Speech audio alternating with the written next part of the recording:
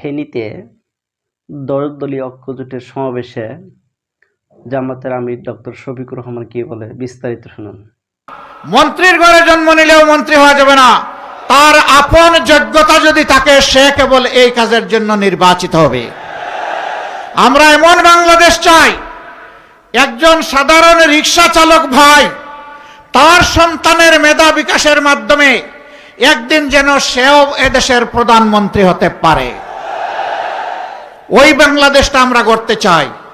অতীতের বস্তা পচা রাজনীতি যেটা ফ্যাসিবাদ উপহার দিয়েছে, এক না একতন্ত্র উপহার দিয়েছে, দুর্নীতিতে দেশকে চ্যাম্পিয়ন বানিয়েছে, ডুবিয়ে দিয়েছে, ওই রাজনীতিকে আমরা লাল কার্ড দেখাতে চাই। 64টি জেলার কোনো জেলা মেডিকেল কলেজ থেকে বঞ্চিত হবে না ইনশাআল্লাহ, এবং এটি হবে সরকারি মেডিকেল কলেজ। অলরেডি 33টা জেলায় আছে, বাকি 31টা জেলা বাকি আছে। আল্লাহ তাআলা এই দেশবাসীর যদি সেবা করার সুযোগ আমাদেরকে দেন, ফেনী ইনশাল্লাহ তার পাওনা পেয়ে গর্বিত হবে, ফেনী বঞ্চিত হবে না। এর পাশাপাশি এও আমরা ঘোষণা করেছি, প্রত্যেকটি জেলা হেডকোয়ার্টারে বিশেষায়িত হাসপাতাল ক্রমান্বয়ে চালু করা হবে ইনশাআল্লাহ। সেই হাসপাতালের উপাদান তৈরি করার জন্যই মেডিকেল কলেজ প্রয়োজন। এখানে যে বাঁধটির কারণে আপনাদের দুঃখ, সেই বাঁধ এখনো নির্মাণ হয়নি।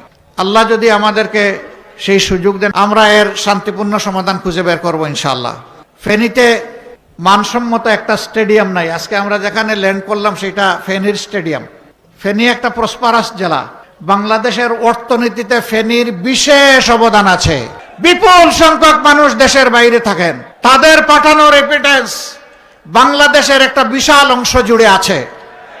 ফেনীবাসীকে ফেনীবাসীর পাওনা দেব ইনশাল্লাহ। আমরা এই স্টেডিয়ামকে মানসম্মত আন্তর্জাতিক খেলার ভেন্যু হিসাবে তৈরি করা হবে ইনশাআল্লাহ। এরকম আরো অনেকগুলা সমস্যা ফেনীর আছে, ন্যায্যতার ভিত্তিতে তার সবগুলা সমাধান ইনশাআল্লাহ আমরা করব। আমরা যে 3 জন ভাইকে আপনাদের হাতে এখানে উপহার দিয়েছি, আমরা যাদেরকে উপহার দিয়েছি তাদেরকে কোনো দলের নয়, তাদেরকে ঐক্যবদ্ধ বাংলাদেশের পক্ষ থেকে আপনাদের কাছে উপহার দিয়েছি। এখানে 11টি দল আমরা একাকার, আমরা এখানে আলাদা কিছু দেখব না। যাকে যে মার্কা দেওয়া হয়েছে এইটাই 11 দলের মার্কা।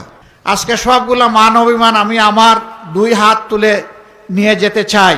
এখন থেকে আর কোনো মান অভিমান চলবে না।